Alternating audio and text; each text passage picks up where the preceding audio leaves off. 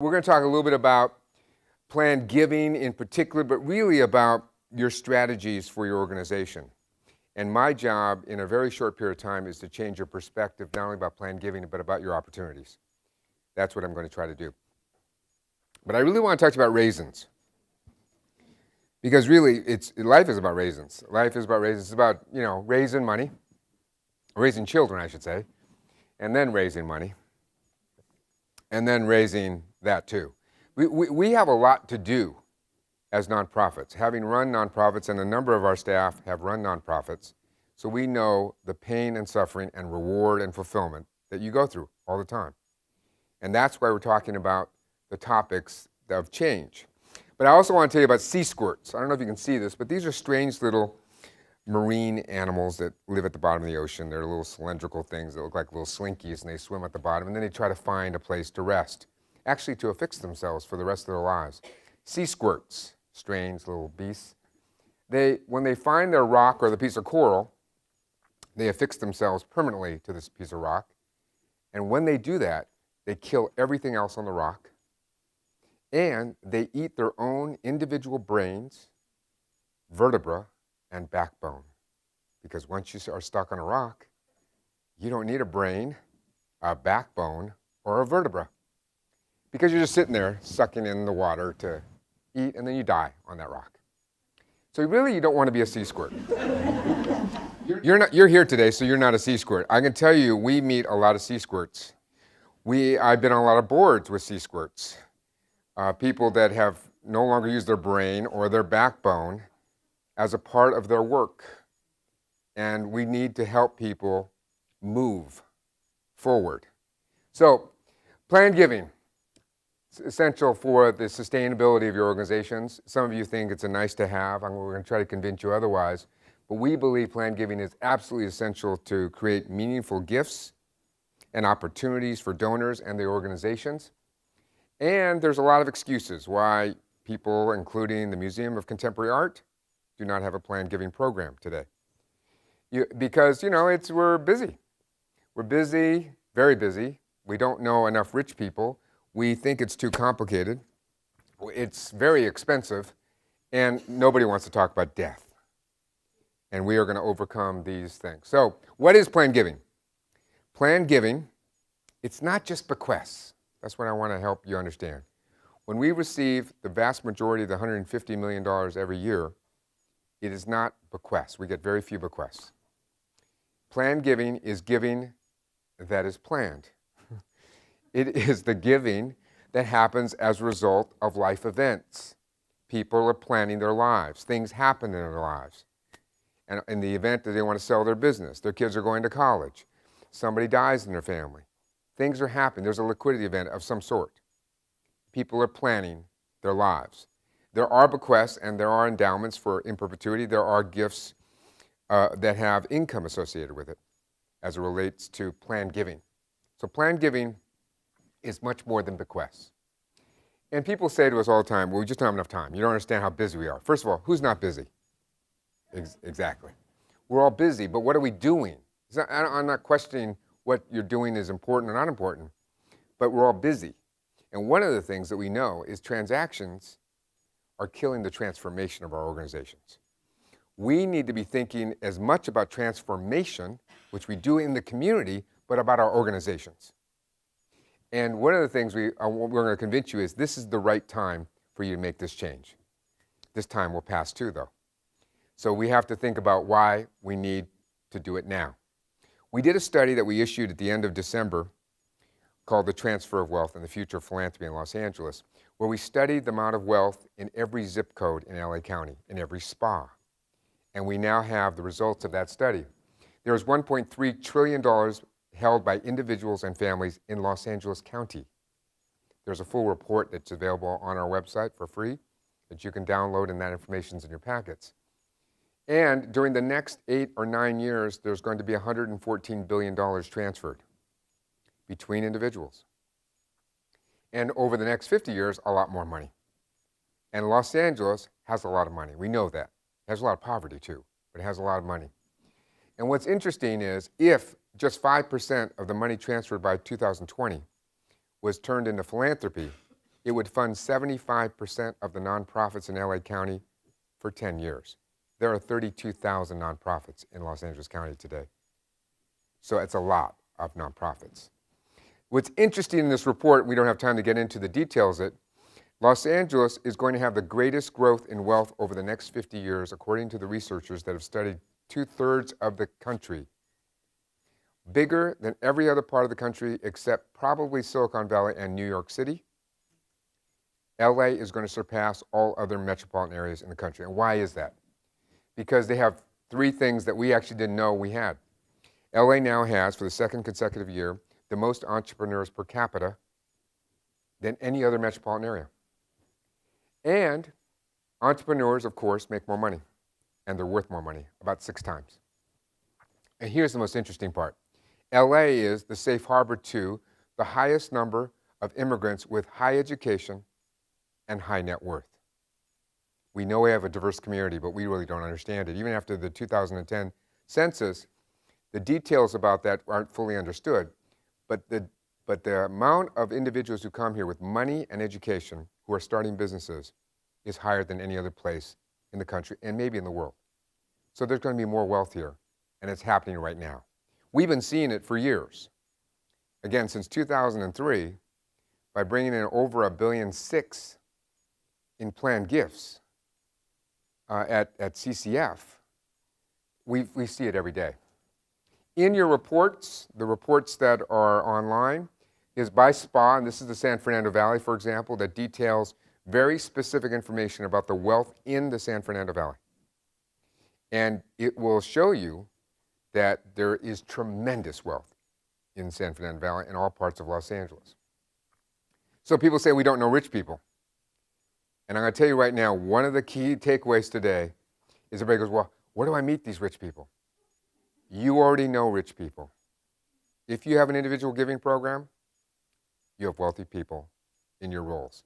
Because wealthy people don't all look like wealthy people, and they don't act like wealthy people. We're talking about people with wealth. There was a recent study that showed that people that are philanthropic believe that they need $1.75 million to be wealthy. You know that ING number that people carry around? If they're not philanthropic, they need $7.5 million to be wealthy. So if you're a giver, you're already giving, you have a lower threshold about what wealth is. There's a fantastic book, I don't recommend the book, but it is a book that details the millionaire next door. And I can tell you 1,000 stories about people that come to our offices that don't look like they're wealthy, that don't act like they're wealthy, and if you ask them, they'll say they're not wealthy. And they're making substantial gifts to the community. So you know rich people. Do not think you have to go meet a bunch of new people. They're already sitting right in front of you. So one of the things that you'll find in the report is extreme detail in the report about the spas, about where wealth is. It doesn't give you lists of names and phone numbers and addresses, but it tells you that there is extraordinary wealth in Los Angeles and in your environs. So, but what's interesting about the transfer of wealth is nobody is prepared for it. Certainly not the nonprofits, because nonprofits, even under the CCF name and grantees, are underprepared for the transfer of wealth. They're not doing planned giving. They're not even showing signs of planned giving. And high net worth individuals, they're not ready either, because they are also procrastinating. They're not preparing their estate plans, they're not talking to their advisor, and they're not even talking to their children. And lastly is companies. They're not ready. Only 5% of the companies based in Los Angeles even have a foundation. They're giving money away, but they're not really strategic, thoughtful, or planful about it. So our community is very underprepared for this very large sum of money that is occurring and transferring in our midst. We like to say in the report that we're better prepared for an earthquake than we are for the transfer of wealth. And you know how well prepared we are for an earthquake, sitting here at Cal State Northridge right now. So we made 4 specific goals associated with this report. And one was to get the report out. One was to think about the notion of a giving pledge for Los Angeles County that is not a billionaire's pledge, but a pledge for anybody to make gifts to Los Angeles and think about giving to Los Angeles. And third was to get this planned giving kit out to the community, which we're doing now. And fourth was to help others study this emerging wealth that is occurring in Los Angeles County. So one of the barriers is, how do I do this? How do I get it done? I don't have staff to do it. Nobody on my staff is really a planned giving expert. We don't have the ability to incorporate that expertise. This planned giving kit that we're going to walk through really is saying you don't need to spend any money. The issue about expertise is we really think that you should think about a community foundation. There are 7 of them in Los Angeles County. Well, there's maybe as many as 10. There's some very small ones. We started the Ventura Community Foundation, the Orange County Community Foundation, the San Bernardino Riverside Community Foundation, the Palm Springs Community Foundation. We started the Long Beach Community Foundation, the Kern Community Foundation. We started many of these community foundations to have more philanthropy in the region. But there are more than that available as partners. And we have expertise in this area. This is what we do for a living. So we're advising you that you should think about a community foundation as a partner. The other thing to do is to think about a volunteer on your board or a pro bono attorney, estate planning attorney, to assist you in your plans. Because if you were going to add to your board, this would be a good person, a profile of a person to have, to get advice and counsel about what you need to do in planned giving.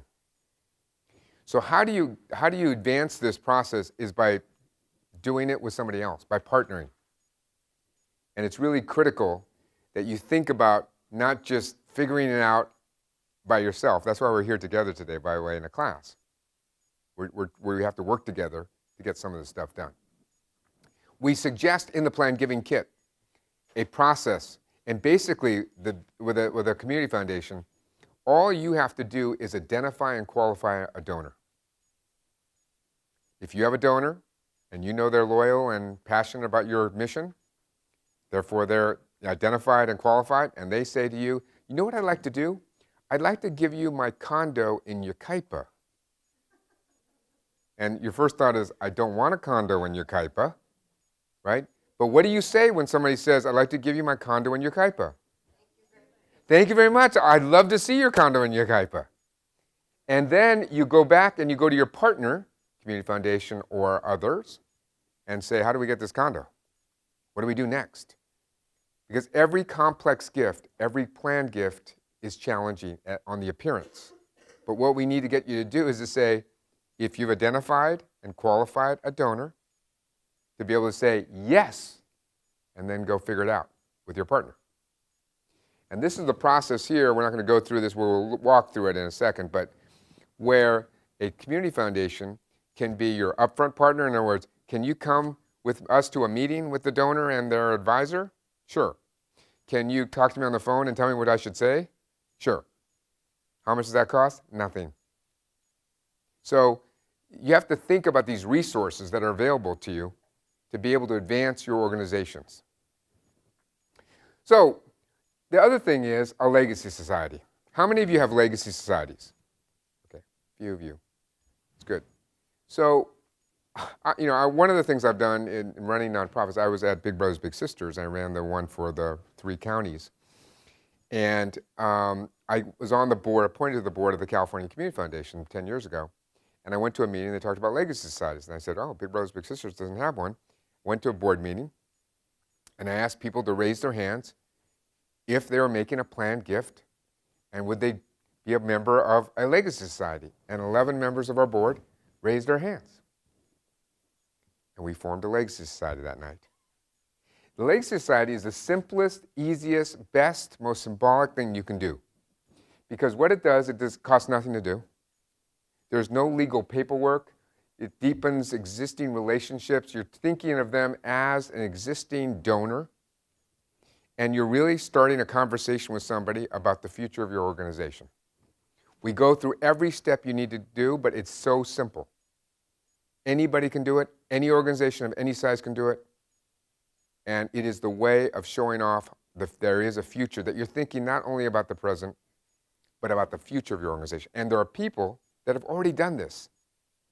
They've done it, and they want to do it. So Legacy Society is key. Now, we don't want to talk about death, and we basically say don't. Because it's not about death. It is about the sustainability, the future of your organization. It is about what we're going to do next in this organization and what is meaningful to the donor and to you.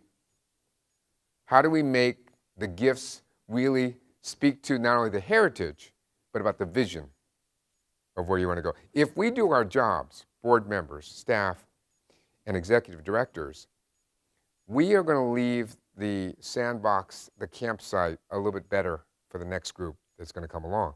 Because our organizations have to sustain themselves. We're going to be here for just a short period of time in our little lives here, trying to figure out things and make things work. And if we can make things better, planned giving is a way of seeding that path.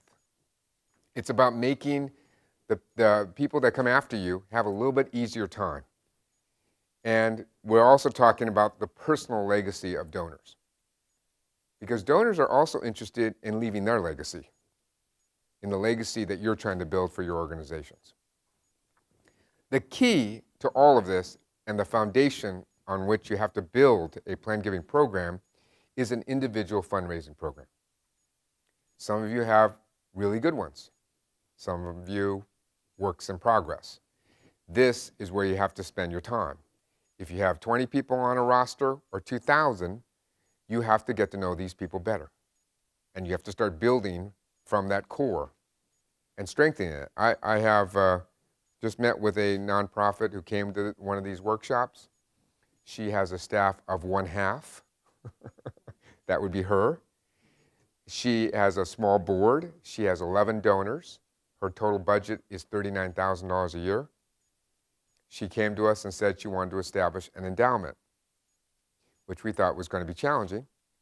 But she already has in the works a $650,000 piece of property that was donated to her that's going to form the beginning of her endowment, which will throw off $39,000 a year forever. So she's pretty darn close, and she has half a staff person. She doesn't have a legacy society. She just thought they had this idea, and she didn't know that she could ask for other kinds of gifts. So individual fundraising is important, and you have a lot of people. It's amazing who you know, who you don't know. So that's the key of thinking about it. There's a nonprofit that is a grantee of ours, not far from here, won't name it, but they had a volunteer there for many years, an older woman who drove an old banged up used car. She came in to clean up the tables at this food pantry. And she overheard a conversation with the executive director. The executive director is this lovely lady who's been there for 12 years. The furniture in the office, nothing matches. It's one of those kind of nonprofits where they've just kind of done hand to mouth and do great work. And the volunteer woman heard the executive director quietly complaining to her assistant that they weren't sure they're going to make payroll next week. And the woman said, well, how much is payroll, if you don't mind me asking? And the executive director said $25,000. She said, oh my God, that's terrible. And she took her checkbook out and wrote a check for $25,000. And then she went back in her little banged up car. And a few years later, she passed away and left the organization $12.5 million. So they have an endowment now. So these things happen. They don't happen tomorrow, but they happen all the time. So the key thing we have to talk about is about living a legacy. You guys are doing it right now, every day, trying to figure out how to make this thing work in your organization and serve the incredible needs that are out there. But we have to also leave a legacy. And our donors want to do this too. They want to live this, and they want to leave it. And how do we help them think about this vision that we share and do that together with them? So we built this toolkit. I met with hundreds of nonprofit leaders, board members, staff. We did focus groups, and we ultimately developed the toolkit that's in front of you. So I'd like you to take that toolkit out. We're literally going to walk through it. I want to tell you why we did this and what's in here so you can use it. Because I know when you get back to your offices, you'll put it into a pile. And we want you to take advantage of it. Now, we printed this lovely thing, which was really a dumb thing to do. But we knew that if we didn't print it, that nonprofits wouldn't like it. Because then what you have to do is actually go to the office and download it, because then it becomes actually very usable. But we printed it so that we could look through it together and think about this thing. So let's walk through the document. Now, if I can, I have one here. I didn't realize I have to hold this. And so let me just open this toolkit to page 1. So here we refer back to the transfer of wealth and the study. And again, if you're really interested in the study, you should download the report and look at it more carefully. But saying basically, this is the time. And this is where we got a lot of questions. Well, John, we're planning a capital campaign. Should we add planned giving? What do you think my answer is? Yeah. John, we really are just rebuilding our whole individual giving program, and it's not very good. Should we think about planned giving now? Yeah. So planned giving needs to be intertwined. No matter what stage you're at, what particular busyness you're at, this is the time to do it. Then it defined, the next page, planned giving is defined. We basically say on the right side, you already have all the tools to get started. You have to engage your board. That's why we required board members to come. Because without a board and staff kind of partnership on this, it doesn't work. Turn the page. We then talk about the partnership. Community foundation, expert, volunteer, how to advance this by having a partner. And on the right, just to go through some basic nuts and bolts, blocking and tackling, this is what would happen in a particular situation, right? Turn the page. So then the Legacy Society. Some of you already have them. Maybe this will help you reinvigorate them. Some of you don't have them. This is the start it. And it really just tells you very basic steps. And again, we don't require, even at the California Community Foundation, any legal documentation, any sign-up sheet. People just raise their hands and say, I want to be in your Legacy Society. Great. We list them in the annual report. We list them on the website. And we create a there and a commitment. And we talk to them like they're donors, because they are donors. We invite them to things. We discuss with them annually, just like you would any donor. Turn the page. Then we get in briefly into the specific vehicles, enough to be dangerous. And as it says on the top, this won't be on the test. This is just to make sure you understand these different words that people talk about in planned giving, so that if somebody talks to you about it, you'll have some basic understanding of it, right? When we talk about gift annuities or charitable remainder trusts and life estates, so that you have some basic understanding, and your boards do, that there's these different kind of vehicles that create different kinds of opportunities for your donors. And then this is the part about bequests. How do you think about the longer term, your relationship with your donors? And then, okay, now what? Engage your board, customize the materials that we're going to provide you, which I'll show you in a second, and then which we give you a bunch of different resources. And then think about other partners. There's a lot of other sources for planned giving, information, and education. Now, if you take out the materials in the back pocket, you have a primer on the Transfer of Wealth report and how to download it for free, a little snippet on the San Fernando Valley, which is one of 8 spas that are featured in the report. And then the rest of this material is literally cut and paste, because we knew you didn't want to do it. You don't even have to read it. You can just take your logo and shove it into that box and then put it on your website, and somebody else might read it. Because we don't want you to spend any time on it, because we know how busy you are. So this literally is the simplest we could make it after we've focused on and talked to a lot of nonprofits. So this is your brochure. This is a list of just a sampling of planned giving resources and websites and other community foundations in the region and other places you can go for help. We're adding to this on the website every day. Then there are a bunch of letters. literally, that you can cut and paste. Please remove like insert name, because it would just be bad if you just left insert name in there. But if you just do a little bit of work, you can just actually send invitations, thank you letters, and solicitations for people being in this Legacy Society or making planned gifts.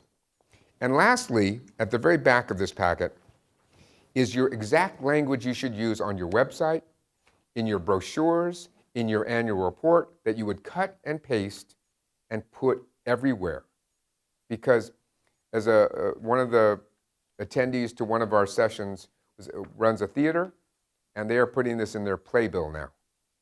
That we have a Legacy Society, and don't call it the Legacy Society, call it the Society for whatever is important, the Work Society, whatever, you call it something that's indicative of your mission, of the people that you want to honor, and then you put that everywhere so it creates conversations, right? Even if you only have 2 members of your Legacy Society, that's the beginning, and that's how it gets started. But this is how you talk about the language, and literally you just cut and paste this and put it in places. So this is the basic starter kit, right, to get you going, to get you thinking about what you need to do next, and try to make the easiest, simplest steps. Because what we got tired of hearing over and over and over was all these excuses, and they all have a basis in some reality. You're busy. It can be expensive if you don't have a partner. It is complicated if you don't have a partner. It is challenging to think about these things in the midst of everything else you're doing. So, and dealing with the concepts of death and your own individual fundraising is daunting. But we really felt, after we did this transfer of wealth study, that it was critical for us to get out into the community and help organizations that were willing to listen to start on this path. Because it will be a shame that if we miss this boat for the transfer of wealth, and USC is hiring 150 or 200 development officers right now for their $6 billion campaign. UCLA, Cedars-Sinai, all the hospitals, City Hope, all have major plan giving teams. And they're out and about right now. It's the smaller, mid-size, and even some fairly large nonprofits that have basically written off plan giving. And our job, as our mission that was established 97 years ago, is to help build philanthropy. We can't do it from our little office in downtown. You are the ones who are at the nexus of the passion of the work that's being done in the community. And that's where the real opportunity is created, right? That's where it is. So we're just trying to help you do what you do well, and to reconnect and connect deeper with some of the donors that you have.